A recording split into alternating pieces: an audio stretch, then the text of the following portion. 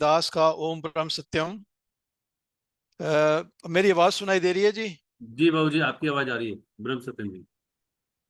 विषय है सोम चाचा जी की अंग्रेजी पुस्तक ए मास्टर एंड ए सीकर। जैसा आप सबको पता है, चाचा जी ने मेरे गुरुदेव भी लिखी थी। लेकिन ये जो अंग्रेजी की पुस्तक है, इसमें सोम चाचा जी ने अपने जो महाराज जी के साथ जो तजुर्बे हुए हैं उनको बड़े विस्तार से बयान किया हुआ है। तो दास इनको पढ़ने का प्रयास करेगा। गलतियों के लिए संगत से क्षमा की याचना करता हूँ। तो महाराज, तो सोम चाचा कहते हैं कि महाराज जी उनके लिए एक पजल थे, एक मिस्ट्री थे। और दास के लिए भी महाराज जी एक पहेली हैं। क्योंकि जिस तरह से समुद्र है उसकी गहराई नहीं मापी जा सकती, उसी तरह दास भी जो है महाराज जी को जितना जितना करीब से जितना जानता है, जितना जितना वक्त गुजरता है, उतना ही उनको उतना ही उनकी गहराई लगती है कि इनकी तो गहराई मापी नहीं जा सकती। तो वो कहते हैं कि जो महाराज जी देखने में बड़े साधारण दिखते थे, एक जैसे ग्रामीण आदमी होता है वैसे दिखाई देते थे। और दास को भी जब 9-10 साल का था तो वो हमारे घर में महाराज जी की फोटो हुआ करती थी। और दास को ये लगता था कि ये तो जैसे गांव का कोई किसान होता है वैसे हैं। इनको बाबूजी को इनमें एक ऐसी क्या खास बात है कि सारा टाइम महाराज जी करते रहते हैं। और सोम चाचा भी क्यों इतना कहते रहते हैं? ना तो इन्होंने कोई हैट पहना हुआ है, ना कोई टाई लगाई हुई है, ना किसी सिंहासन पे बैठे हैं। तो दास को जो था, बच्चे वाला दिमाग था और वो बाहरी चमक दमक से प्रभावित होता था। और उसको लगा कि महाराज जी में ऐसी क्या खास बात है, क्यों इतना। और वैसे भी हमारी जो मदर की साइड है, वहाँ के लोग जो थे काफी थोड़े से मटीरियलिस्टिक थे, थोड़े से अंग्रेजी किस्म के लोग थे। तो वो तो दास को समझ नहीं आता था कि ऐसी क्या खास बात है। तो आगे सोम चाचा कहते हैं कि जो उनका गांव था गंगोठिया ब्राह्मणा, वहाँ कोई यातायात नहीं थी। कोई वहाँ ट्रेन नहीं जाती थी, कोई बस नहीं जाती थी, कोई वहाँ पे अखबार नहीं आती थी, कोई वहाँ पे इलाज का कोई इंतजाम नहीं था। बहुत ही गरीबी थी। और जो जो जो धरती है वो वो उपजाऊ भी नहीं थी, वो बंजर किस्म की धरती थी। और कई तरह की बीमारियां होती थी उन दिनों, स्मॉल पॉक्स और ये और कई तरह की डिजीजेज हुआ करती थी। और लेकिन जो महाराज जी ने भी कहा है, मेरे गुरुदेव में एक जगह कहते हैं कि ये बड़ी ही रक्कड़ जमीन के रहने वाले हैं। और हमें ये भी पता है कि पीर ख्वाजा में लोग इतने अ, अंधविश्वासी थे कि वहां पे पीर ख्वाजा में वो जंगल में बलि भी दिया करते थे, बकरे की बलि दिया करते थे। तो अ, फिर भी फिर भी चाचा जी कहते हैं कि वहां पे महाराज जी पैदा हुए। और उन्होंने ये जो है इन सब इन सब इन सब बातों से उन इन सब बातों का उनको कोई प्रभाव नहीं पड़ा। उससे उससे भी वो आगे निकल गए। अ, दास का कहना है कि जैसे जिस तरह से कीचड़ है उसमें कमल पैदा होता है, उसी तरह महाराज जी इतनी अ, ऐसी जगह में जो कि एक बड़ा छोटा सा गांव था जहाँ पे कुछ भी नहीं था, वहां पे महाराज जी कमल की तरह खिले। हम ये भी जानते हैं कि जीसस क्राइस्ट जो है उनका जन्म, कहते हैं कि उनके माँ बाप को कोई ठहरने के लिए सराय नहीं मिली थी। और एक जानवरों के लिए जो होता है जगह थी, वहां पे जीसस क्राइस्ट ने जन्म लिया। तो ये जो बड़े बड़े इतने इतने बड़े संत ऐसी ऐसी जगहों पे पैदा हुए हैं कि जैसे कबीर साहब जुलाहे थे, जो रविदास थे वो तो चमार थे। तो अ, जो तो महाराज तो चाचा जी कहते हैं कि वो बहुत ही इसके हालांकि ऐसी जगह पे पैदा हुए, वो बड़े असाधारण आदमी थे। तो असाधारण तो वो थे ही कि जो कोई कोई इंसान जो एक कप चाय पे रहता हो, जो सालों सोया ना हो, जो जो साल में 2 या 3 पानी के घूंट पीता हो, तो वो तो असाधारण है ही। और चाचा जी कहते हैं कि उनके अंदर ये जो था, ये नाद जो था, वो जो ब्रह्मनाद जिसको कहते हैं, जिसको शब्द कहते हैं, वो उनमें प्रकट हुआ। और जिसको जिसको हर जिसको मुसलमान लोग कलमा कहते हैं, और इंग्लिश लोग जिसको वर्ड कहते हैं, तो वो प्रकट हुआ। तो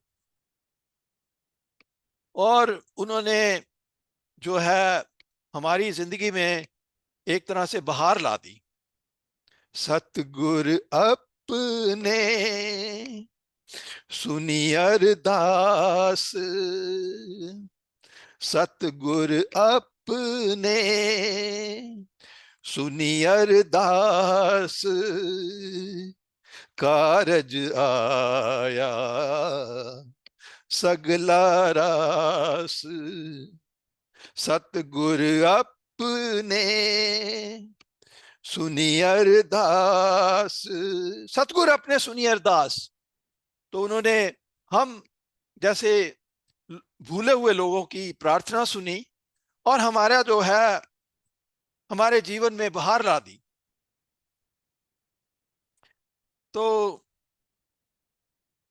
उन्होंने जो था, महाराज जी कहते थे, उन्होंने अपने जो अपने महाराज जी ने हम लोगों के कल्याण के लिए सारा अपने सारी हम बच्चों के कल्याण के लिए अपना खून की एक एक बूंद उन्होंने लगा दी। और एक जगह पे महाराज जी कहते भी हैं कि कहीं किसी गांव में कहते हैं कि इन्होंने तो अपना खून पिलाया है। तो इन्होंने जो था सारी सारी सारी रात वो सारी सारी रात वो सिमरन करते थे, सारा सारा दिन वो सेवा करते थे। इसके अलावा कुछ नहीं किया उन्होंने। तो और अपने लिए कुछ भी नहीं किया। सब सभी कुछ हम लोगों के लिए किया।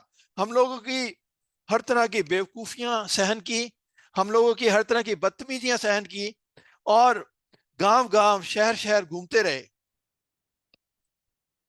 और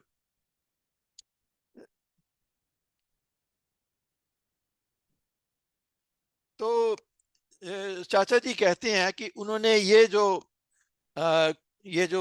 ए मास्टर एंड ए सीकर लिखी है, उन्होंने काफी संकोच से लिखी है। क्योंकि सबसे पहले जो है उनके बारे में बताया जाना बड़ा मुश्किल है। उनके कहते वो कहते हैं कि उनका जो जिस्म था वो मखमली था, और उससे सुगंध आया करती थी। ये तो कई प्रेमियों ने कहा है कि महाराज जी से एक खास किस्म की सुगंध आती थी, और उनके पास आने से ऐसी शांति अनुभव होती थी कि प्रेमी उठना ही नहीं चाहते थे। वहां आ जाते थे, और महाराज जी बार बार कहते थे, प्रेमियों बहुत देर हो गई है, जाके आराम करो। तब जाके कहीं प्रेमी उठा करते थे। तो जो उनको जो है अभी भी, जो जब चाचा जी उनका वर्णन करते हैं, और उनकी आंखों के सामने जैसे हूबहू महाराज जी आ जाते हैं, और वो रोमांचित हो जाते हैं, उनके रोंगटे खड़े हो जाते हैं।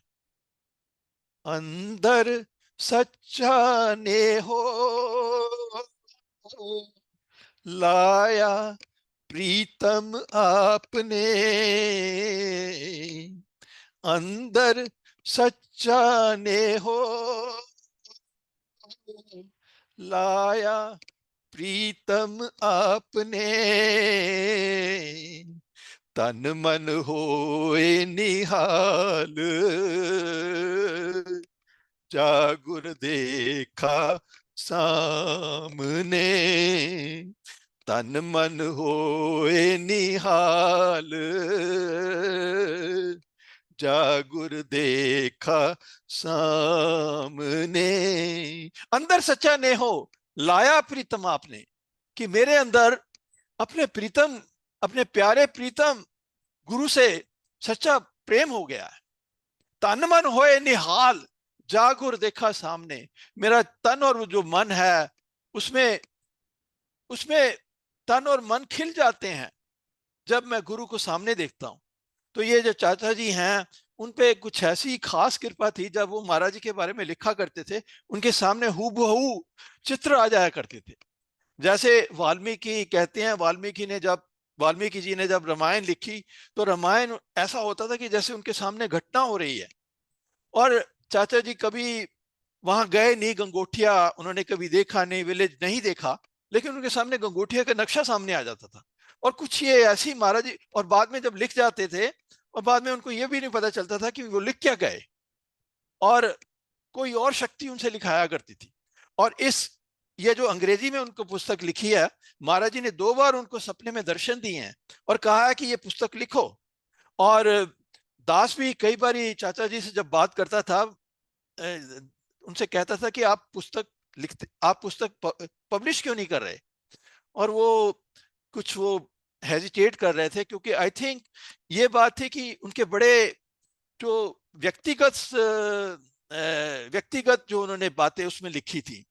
और वो और ये भी उनको डर था कि कहीं ये बातें मैं बता के किसी तरह के अहंकार में ना चला जाऊं। तो कई तरह के रीजन थे कि उन्होंने ये किताब को जो है देखने में लिखने में बड़ा संकोच किया। तो महाराज जी कहते, तो सोम चाचा कहते हैं कि उनका जो चेहरा जो था ना, वो बहुत ही हैरानी का, मतलब चेहरा ऐसा था कि बड़ी ही कोई अजीब सी चीज था वो चेहरा। और देखने वाला चेहरा वो देखता रह जाता था, उसको डर भी लगता था, लेकिन फिर भी वो आंखें नहीं हटा सकता था। तो एक जो है पंजाबी में नुसरत फतेह अली खान ने एक गाई है कि वे मुखड़े तो नजरा हटावा, कि वे मुखड़े तो नजरा हटावा, वे तेरे विचों रब दिसदा, कि वे मुखड़े तो नजरा हटावा, वे तेरे विचों रब दिसदा। जो चाचा जी थे वो 17-18 साल की उनकी उम्र रही होगी। वो महाराज जी की सेवा उन्होंने संभाल ली थी, वो कुटिया को साफ करते थे। और इसी महाराज जी उस वक्त समाधि में होते थे, 15-20 मिनट वो उनके चेहरे को देखते रहते थे, और उनसे वो चेहरे से नजरें हटा नहीं सकते थे, ऐसा होता था उनके साथ। तो जो आ, कहते हैं कि कई बार उन्होंने इस किताब को लिखने की कोशिश की और फिर रुक जाते थे। और पर लेकिन महाराज जी जो थे, एक तरह से उनकी हमेशा जो प्रेजेंस थी वो हमेशा रहती थी। और कहते हैं कि महाराज जी जो है उनका जैसे भूत उनके ऊपर सवार था। अब जो एक्चुअली बाइबल में भी कहा गया है कि एक चीज कहते हैं, बाइबल में कहते हैं होली घोस्ट, मतलब कोई खराब किस्म का भूत नहीं, अच्छी किस्म का भूत समझ लीजिए। जो एक्चुअली कई संतों ने भी ऐसा बयान किया है। रामाकृष्ण कहते थे, जो रामकृष्ण परमहंस कहते थे कि अगर पागल ही होना है तो ईश्वर के लिए पागल हो, क्योंकि हम सब लोग पागल हैं, किसी न किसी चीज को लेकर पागल हैं। कोई अपनी अपने लड़के को लेकर पागल है, कोई अपने अपनी दौलत को लेकर पागल है, कोई अपनी स्त्री को लेकर पागल है। हम सब किसी न किसी चीज को लेकर पागल हैं। किसी के अंदर गुस्सा बहुत ज्यादा है, किसी के अंदर फियर बहुत ज्यादा है, किसी के अंदर डर बहुत ज्यादा है। तो हम सब पागल ही हैं। अगर पागल ही होना है तो ईश्वर के लिए पागल होना चाहिए। तो चाचा जी के ऊपर भी जैसे महाराज जी की हमेशा एक तरह का भूत सवार रहता था। और तो जो तो चाचा जी जो थे उनके जो भी जिन लोगों ने भी उनसे दीक्षा ली, चाचा जी सबसे यंग थे। 16 साल की उम्र में वो महाराज जी से मिले हैं, और 18 साल के जब थे तो महाराज जी चले गए। तो जब उन्होंने ये किताब लिखी है तो ये 2017 की बात है। उस वक्त उनकी हेल्थ भी बड़ी खराब थी, और उनको किडनी की डिजीज थी, हार्ट की डिजीज थी। तो महाराज जी के बारे में कहते हैं कि उन्होंने महाराज जी से ऐसा कहा कि उनको काफी डर भी लगता था। और देखा जाए, महाराज जी ने कहा भी है कि एक इंसान को गुरु का डर होना चाहिए या ईश्वर का डर होना चाहिए। तो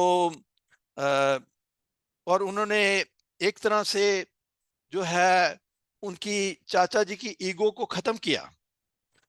अब हम लोग अपनी ईगो को तो बड़ा क्लिंग करना चाहते हैं, हम तो चाहते हैं हमारी ईगो कभी खत्म ना हो। लेकिन ईगो को खत्म होना चाहिए। जैसे जैसे बूंद जब सागर में मिल जाती है तो अपना वो अस्तित्व खो देती है। तो हमें भी चैन नहीं आएगा जब तक हम अपने आप को गुरु में या ईश्वर में अपने आप को खो ना दें। जैसे एक नदी है, एक नदी को आराम नहीं आता जब तक वो सागर से ना मिल जाए। इसी तरह से हम लोग भी अ, उस ईश्वर के अंशी हैं, उसके अंश हैं, और वो अंश जब तक ईश्वर से नहीं मिलता उसको आराम नहीं आता। दास का भी जो है उन्होंने ये चाचा जी की जिंदगी में बहुत तकलीफें आई, और दास की जिंदगी में भी बहुत तकलीफें आई, बहुत फेलियर्स आई। जो है कई बारी जॉब करने में बड़ी तकलीफें होती थी, कई बारी जॉब बदलने पड़ते थे, जॉब जो है एक जॉब से दूसरे जॉब में तब्दीलियां दास करता रहता था। जो लोगों के साथ रिलेशनशिप्स हैं उसमें उसके साथ बड़ी प्रॉब्लम्स हुई। कई लोगों ने के साथ रिलेशनशिप रिश्ते टूट गए, ये सब हुआ। लेकिन दास ये सब कहता है कि उसके पीछे महाराज जी की कृपा थी। अगर उसको संसारी उसको संसारी सफलता ज्यादा मिलती तो वो शायद इस तरफ ना जाता। ये तो महाराज जी की बड़ी कृपा है कि उसको कई तरह की फेलियर्स मिली संसार में, और इसीलिए वो अध्यात्म की तरफ मुड़ा। तो ये चाचा जी की जिंदगी में भी ये हुआ कि उन्होंने उन्होंने उनकी जिंदगी में बहुत सारी फेलियर्स आई, बहुत सारी असफलताएं आई, और उन्होंने महाराज जी से बड़ी शिकवे शिकायत भी की कि आप तो मैंने आप मैंने आपकी शरण क्या ली, मेरे को तो ऊपर मुसीबतों का पहाड़ टूट पड़ा है। लेकिन ये भी उसमें महाराज जी की कृपा थी। और ये इस कृपा को हम समझ नहीं पाते, क्योंकि हम तो कृपा को ये समझते हैं कि कृपा का मतलब है कि सब कुछ अच्छा जा रहा है। लेकिन गुरु की कृपा दुख के रूप में होती है। जो पांडव थे, पांडव हालांकि कृष्ण उनके साथी थे, फिर भी पांडवों के ऊपर मुसीबतें पे मुसीबतें आती रही। और कुंती ने, हम सबको पता, कुंती ने कृष्ण जी से मांगा था, उसने कहा था केशव आप मेरे को तकलीफें देना ताकि मेरे को आपकी कभी याद मत भूले। तो ये बात दास की जिंदगी में भी हुई है और चाचा जी की जिंदगी में भी हुई है कि उनकी जिंदगी में बहुत तकलीफें आई। और उन्होंने जो है उनकी उनकी 3 लड़कियां थी जिनकी वो शादी को लेकर बहुत चिंतित रहते थे। हम सबको पता है कि हिंदुस्तान में किसी के लड़की होती है तो उसको बचपन से ही फिक्र लग जाती है। लेकिन जो गुरु है, गुरु ने गुरु ने उनको टूटने नहीं दिया। फिर भी दास को भी गुरु ने टूटने नहीं दिया। हालांकि तकलीफें आई, पर लेकिन महाराज जी ने शक्ति भी दी उनको फेस करने की। और कई बार दास को भी लगा कि उसको तो ईश्वर ने छोड़ दिया है, उसको महाराज जी ने छोड़ दिया है। लेकिन उसको बाद में पता चला कि महाराज जी ने तो कभी नहीं उसे छोड़ा था, उसी ने महाराज जी को छोड़ा था। तो इसके बारे में एक बहुत फेमस स्टोरी है कि एक आदमी था, उसको ईश्वर ने उस ये उसके उसको ईश्वर के दर्शन हुए। उसने ईश्वर से कहा कि मैं जानता हूं कि मेरे बड़े संबंधी हैं, और वो तो फेयर वेदर फ्रेंड्स हैं। जब तक मेरे पास पैसा है वो मेरे संबंधी हैं, जब जब बुरी हालत होगी तो वो चले जाते हैं, लेकिन आप मेरे को मत छोड़ना। तो ईश्वर ने कहा, नहीं मेरे बच्चे, मैं तेरे को कभी नहीं छोड़ूंगा।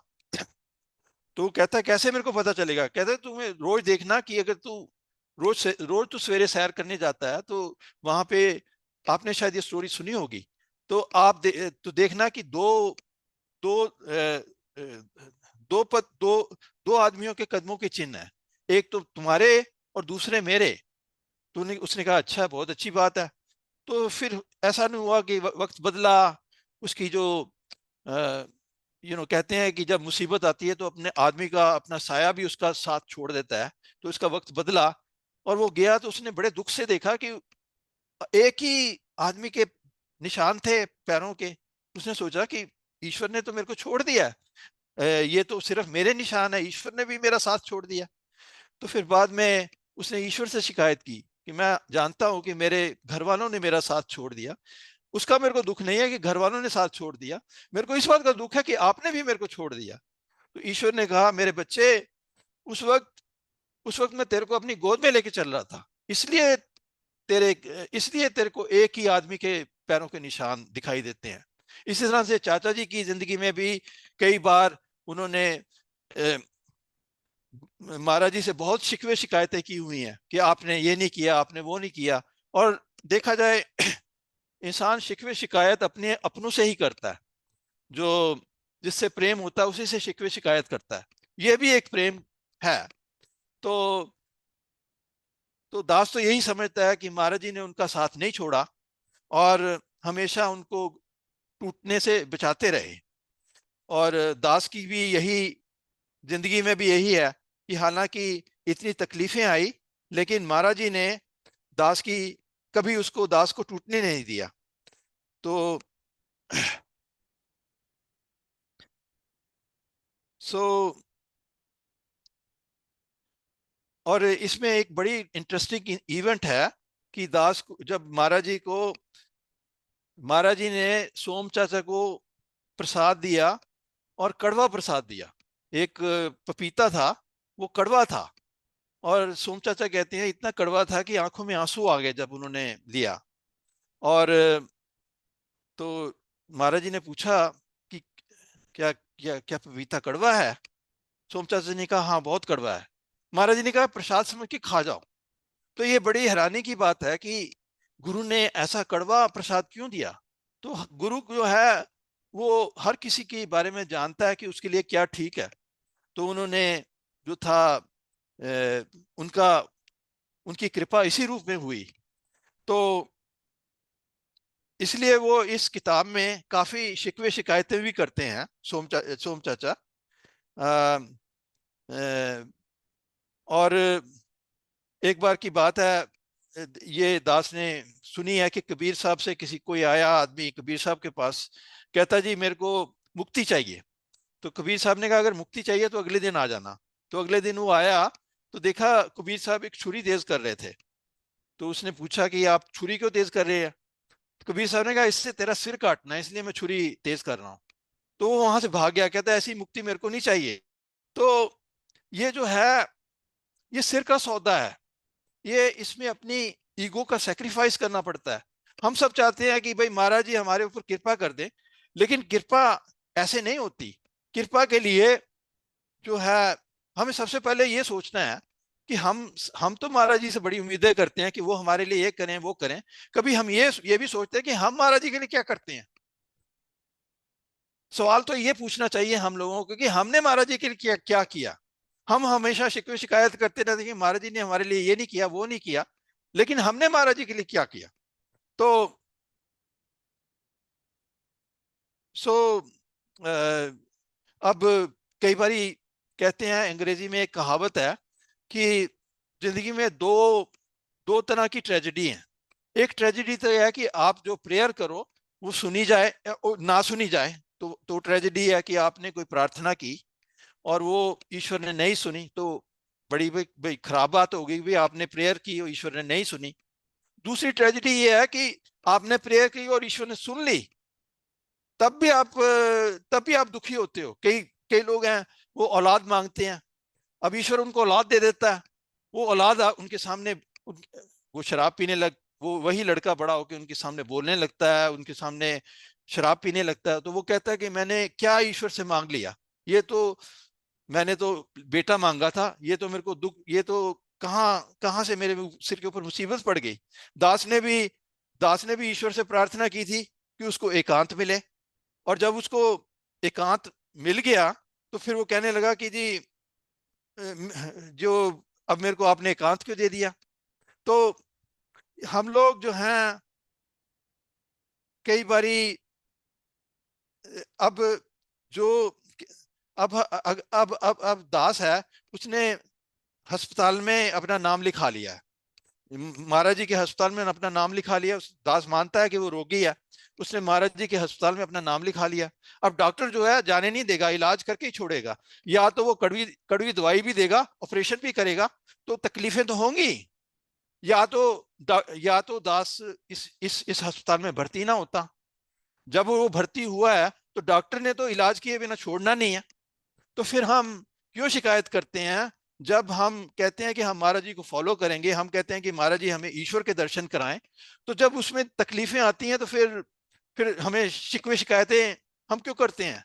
वो तो उसका पार्ट है, उसका पार्ट एंड पार्सल है, क्योंकि उसमें जो है परीक्षाएं भी होंगी, तो परीक्षा भी देनी पड़ेगी, और जो जो अच्छा डॉक्टर होता है वो मरीज को, रामकृष्ण कहते थे अच्छा डॉक्टर होता है वो मरीज की छाती पे अपना घुटना रख के जबरदस्ती दवाई भी पिलाता है।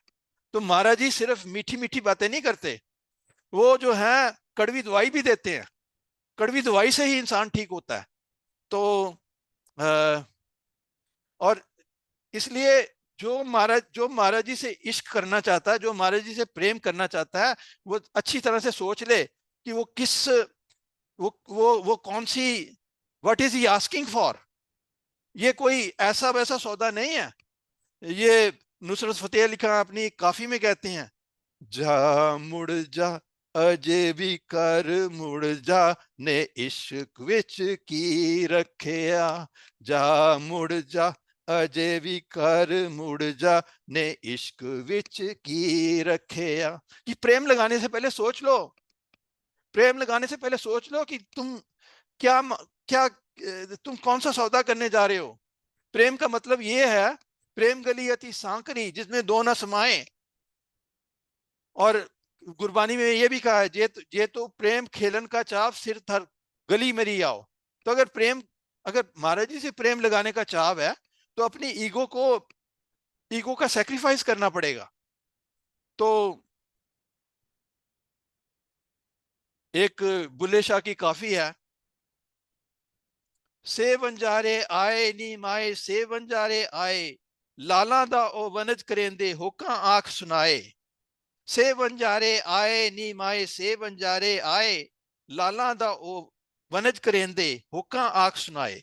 कि एक व्यापारी आए हैं जो कि राम नाम के व्यापारी हैं, और वो राम नाम का व्यापारी के राम नाम का लाल देते हैं, और वो आवाज दे रहे हैं कि किसी को राम नाम चाहिए कि नहीं चाहिए। तो किसी के दास जैसे किसी दास जैसी किसी आत्मा को शौक होता है कि वो भी ईश्वर को पाले, तो वो जाती है और वो उससे जाके लाला वाले से पूछती है, पाई रे लाला वालिया वीरा एना द मुल दसाई, जे तू आई है लाल खरीदन तार तो शीश लहाई। तो वो जो होती है वो आत्मा उसके पास जाती है, गुरु के पास आत्मा जाती है और कहती है कि हे लाला वाले, मेरे को इनका मूल तो बताओ कि मेरे को क्या इसका मोल देना पड़ेगा। और वो जो व्यापारी ये कहता है कि अगर तुझे लाल ये खरीदना है, ईश्वर रूपी लाल खरीदना है, तो अपना जो शीश है वो तेरे को उतारना पड़ेगा। तो वो निराश हो जाती है। डम कदी सुई दा न सहया, सिर किथे दिता जाए, से बंजारे आए नी माए, से बंजारे आए। तो वो आत्मा वहां से मुड़ जाती है, कहती है कि मेरे से तो सुई की चुभन भी बर्दाश्त नहीं होती, मैं अपना सिर कैसे दे दूं, और वो चली जाती है। तो ये जो है तो चलिए, वक्त वक्त समाप्त हो रहा है, तो इसको दास अगली बारी इसको आगे शेयर करेगा। तो ये सोम चाचा जी ने बहुत अपने इंटरेस्टिंग तजुर्बे लिखे हैं। तो इसी के साथ दास अपनी वाणी को विराम देगा। गलतियों के लिए संगत से क्षमा की याचना करता हूँ। ओम ब्रह्म सत्यम सर्वाधार।